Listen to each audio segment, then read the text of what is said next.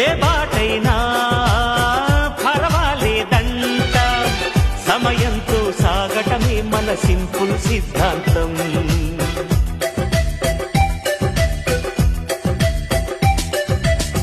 చిరుగాలికి పరిమళమిచ్చే సిరిమల్లెల వనమై ఉందాం, గగనాన్ని నేలను కలిపే హరివిల్లుల వంతెన అవుదా.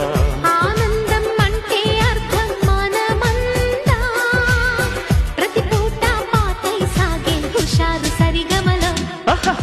ఎన్నో ఎన్నో రాగాలుండే సంగీతం కాదా, చల్లకి నవ్వుల కేరింత.